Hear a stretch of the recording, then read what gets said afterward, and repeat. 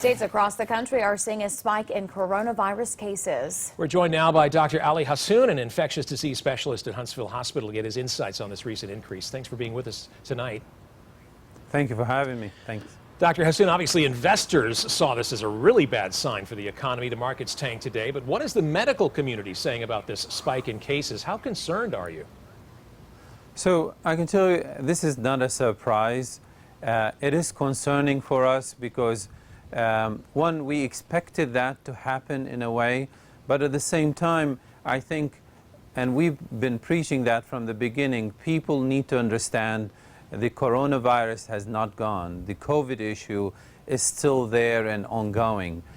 And people need to be still vigilant about doing the physical distancing, hand hygiene and all that to avoid as much as we can the increase or the spike that we're seeing.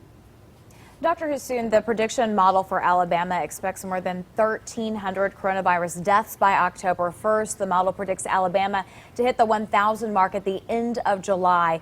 What is your perspective on this? And you know, unfortunately, I think that's definitely a possibility if we continue to see this increase in cases. We probably need to, again, try to educate the community, give again more and more advice, try to test more, find cases earlier, and hopefully we'll cut down on these predicted number of deaths. We all hope that, certainly. Let's talk about a vaccine. Eli Lilly says they could have a drug as early as September.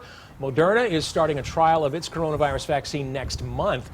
This has got to be unprecedented in drug development. So how optimistic are you that a treatment is coming this year? So I can tell you, I really hope this is all true.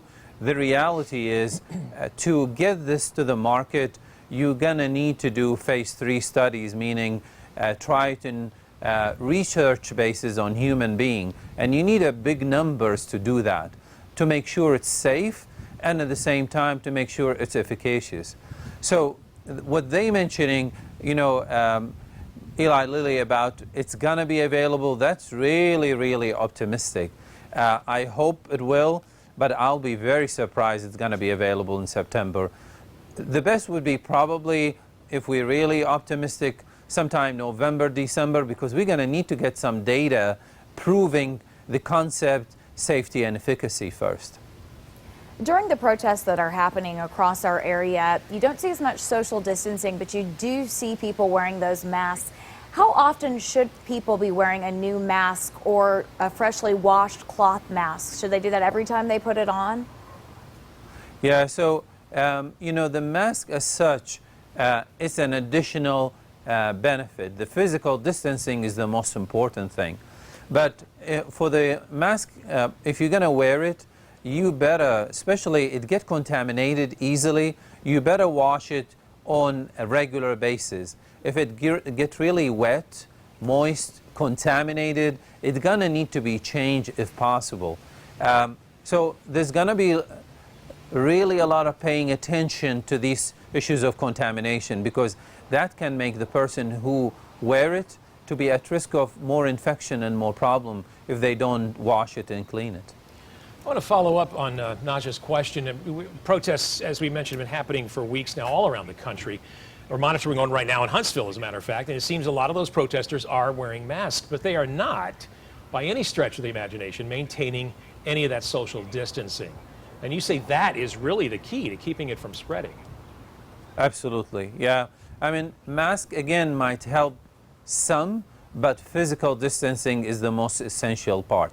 I know it's very difficult to do that with the protests, and people want to have the freedom to do that, and I agree with that, but at the same time, we want to reduce infection rate. We want to reduce transmission. We want to reduce death. So they really need to pay attention and try their best to do the physical distancing, because that's what's really important. Doesn't seem to be happening, but okay, go ahead. As businesses continue to reopen, and especially during the summer months when people are out and about, how do we know when it's safe to allow people into our homes? Yeah, and that's a very difficult question, but I can tell you at the moment, what we look at, we're really looking at the rate of infection. If we start seeing decline over a 2-week period with hospitalization go down, death rate go down, after a 2-week period to 4 weeks, and we see persistent decline, it might be where you can, what we call, get in a bubble, where you invite some people and stay with them on regular basis, and slowly, as things more improving, then you can add more. But it's too early to do that at the moment. Dr. Ali Hassoun with Huntsville Hospital. We always learn a lot talking to you. Thanks for being here again tonight. Thank you. In the